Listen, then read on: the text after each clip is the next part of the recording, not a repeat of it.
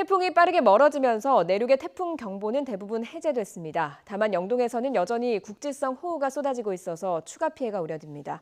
취재기자와 함께 태풍 상황과 전망 알아보겠습니다. 문화생활과학부 김진두 기자 나와 있습니다. 어서 오세요. 네, 안녕하세요. 태풍 특보가 대부분 해제됐군요. 그렇습니다. 네. 영동만 남아 있고요. 예. 울릉도, 독도에 남아 있습니다. 예. 그리고 동해 중부 해상까지 남아 있는 상태입니다. 태풍은 오늘 오전 6시에 경북 울진 부근 동해로 진출했습니다. 네. 무척 약해진 상태에서 속도도 시속 65km 빠른 속도로 내륙에서 멀어지고 있습니다. 예. 그러니까 3시간 반 정도 지났기 때문에 지금 200km 멀어진 상태입니다. 예. 어느 정도 위치냐면 울릉도 독도를 기준으로 해서 약간 동쪽으로 이미 빠져나간 상태라고 예. 볼 수 있습니다. 오늘 밤쯤에는 이 태풍이 소멸할 것으로 예상되고 있습니다. 그런데 밤사이 동해안에는 최고 550mm의 물폭탄이 쏟아졌다고요. 그렇습니다. 굉장히 많은 비가 내렸습니다. 울진 지역이 기상 관측이 1971년에 시작이 됐는데 예.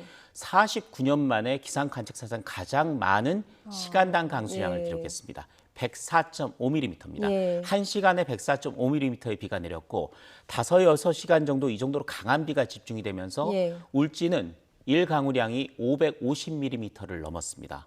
어느 정도 되는 양인가요? 1시간에 100mm 정도의 예. 비가 내린다면 앞이 보이지 않을 정도입니다. 예. 그리고 서울 지역이라고 해도 100mm의 비가 내린다면 도심 침수를 피할 수 없는 정도 상황이 예. 됩니다. 다행히 울진은 그 바닷가에 가까이 있기 때문에 예. 배수가 좀 잘 됐을 겁니다. 예. 하지만 500mm 정도의 비가 대여섯 시간 만에 내린다면 예. 피해를 피할 수가 없는 상황이고요. 예. 날이 밝으면서 이제 본격적으로 그 피해 상황을 검토를 할 텐데 예. 굉장히 많은 양의 피해가 날 수밖에 없는 상태일 예. 것 같고요. 네. 울진뿐만이 아닙니다. 비구름이 북쪽으로 조금 더 올라가면서 강원도 삼척 지역에는 시간당 110mm의 비가 내렸고요. 예. 총 강우량도 400mm 육박합니다. 예. 동해안 지역을 중심으로 해서 예. 300에서 500mm가 넘는 굉장히 국지적으로 물폭탄이라고 부를 만한 굉장히 예. 많은 비가 내렸습니다. 말씀하신 대로 동해안에 더 많은 비가 내린 특별한 이유가 있을까요? 나머지 지역에도 많이 내리긴 했습니다. 예. 제주도와 전남 지방만 해도 200에서 300mm 정도의 비가 내렸는데 예. 동해안 지역에 더 많은 비가 내린 것은 지형적인 효과가 겹쳤기 때문입니다. 예. 태풍은 보통 이동하면 앞자리 부근에 많은 비구름들이 만들어집니다. 예. 근데 이 비구름들이 그냥 있는 것이 아니라 태풍의 반시계 방향으로 움직이면서 태풍의 예. 구름들이 이동을 하거든요. 예. 그런데 이 반시계 방향으로 움직일 때 동해안과 맞부딪힙니다. 내륙과 예. 맞부딪히고 예. 특히 동해안 지역은 대부분 태백산맥으로 이루어져 있기 예. 때문에 상승 효과가 겹치게 되면 비구름들이 움직이면서 더 발달합니다. 예. 따라서 국지적으로 시간당 50mm가 넘는 비구름들이 강하게 발달하게 되는데 예. 이 지역이 동해안 지역에 집중이 됐고 그게 밤사이 국지적으로 많은 비가 내린 예. 또 시간당 100mm 이상의 비가 내린 지역이 많았던 예. 이유로 작용했습니다. 예, 울산 태화강이 지난 2016년에 범람하면서 큰 피해를 입었던 저희가 기억이 있기 때문에 홍수 경보가 내려졌다는 소식이 들려졌을 때 조금 걱정을 했습니다. 지금 상황은 어떻습니까? 우선은 지난 밤 늦게부터가 고비였습니다. 예. 왜냐하면 그때는 워낙 많은 비가 내렸고 예.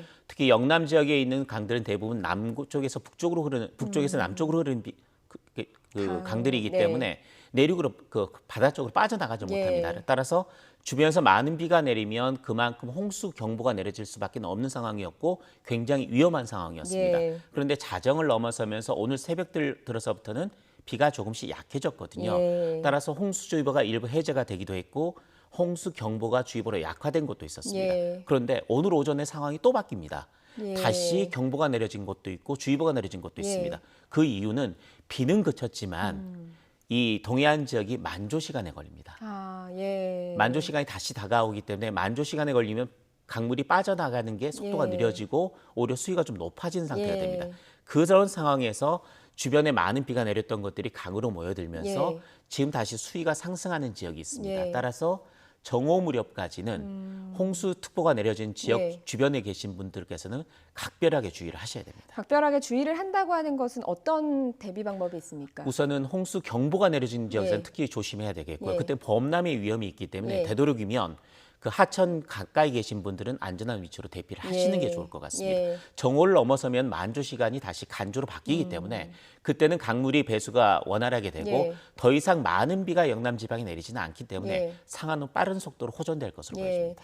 지금까지 집계된 것에 따르면 사실 지난번 17호 태풍 타파가 중형급 태풍 아니었습니까? 그렇죠. 그런데 이번 미탁이 조금 더 작은 세력의 태풍으로 알려져 있는데 조금 더 피해가 큰 것 같습니다. 그렇습니다. 아직 집계가 완전하게 이루어지지는 않았습니다만은 아마 밤사이에 많은 피해가 났고 워낙 많은 비가 내렸기 때문에 피해가 집계될수록 타파보다는 훨씬 많은 피해가 날 것으로 보입니다.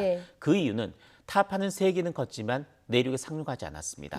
남해상을 스치고 지나가면서 특히 대마도를 거치면서 세력이 급격히 약화됐기 때문에 그렇게 당초 우려했던 만큼의 피해는 주진 않았습니다. 하지만 태풍 미탁은 타파보다 세력은 약하지만 내륙에 상륙했고요.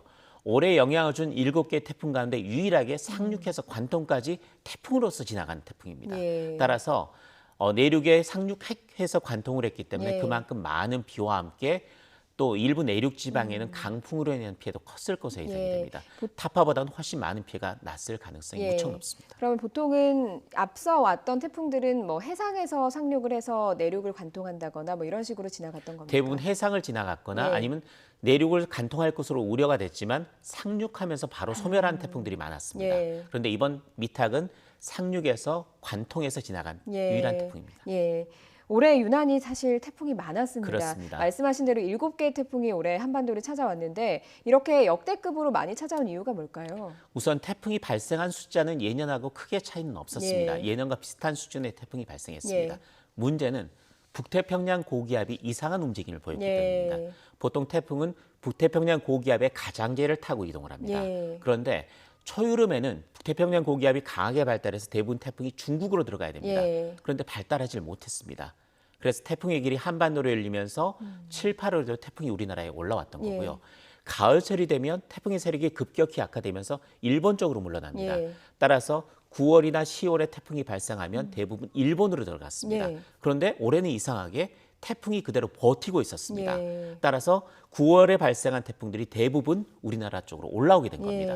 이 때문에 7개의 태풍이 우리나라에 영향을 줬고 이것은 역대 가장 많은 숫자의 태풍이 우리나라에 영향을 준 것입니다. 1950년도와 1959년에 똑같이 7개가 있었는데 59년 이후 60년 만에 가장 많은 태풍이 우리나라에 직접적인 영향을 줬습니다. 60년 만에 가장 많은 태풍이 영향을 줬다고 하시니까 기억을 반추를 해보면 최근에만 해도 9월 7일에 링링이 그렇습니다. 있었고요. 9월 21일이었나요? 타파가 있었고요. 그리고 오늘 미탁이 왔습니다. 태풍 피해가 복구가 되기도 전에 이렇게 태풍이 찾아와서 사실 피해 복구도 하기 전에 또 피해가 오는 게 아닌가 걱정이 큰데요. 또다시 태풍이 올 가능성도 있을까요? 우선 안 왔으면 좋겠는데요. 현재 상황에서는 아직 태풍이 발생하진 않았습니다. 태풍 전 단계인 열대성 폭풍도 아직 발생하기 전인데 한 가지 우려가 되는 것은 태풍의 발생을 모의하는 슈퍼컴퓨터의 예측 모델에는 앞으로 한 9일 정도 뒤에 또 하나의 태풍이 발생하는 것으로 모의가 되어 있습니다. 물론 이 태풍은 올라온다고 해도 이번 미탁처럼 내륙에 상륙하지는 않을 가능성이 무척 높습니다. 왜냐하면 그때는 이미 시기가 좀 지났기 때문에 아까 말씀드렸던 북태평양 고기압 일본 쪽으로 좀 수축했을 가능성이 높거든요. 따라서 하나의 태풍이 더 발생할 가능성이 있다. 하지만 만일에 태풍이 올라온다고 해도 상륙하지는 않고 남해상으로 갈 가능성이 훨씬 높다. 하지만 대비는 해야 될 것으로 보입니다. 오늘 말씀 여기까지 듣겠습니다. 김진도 기자였습니다. 고맙습니다.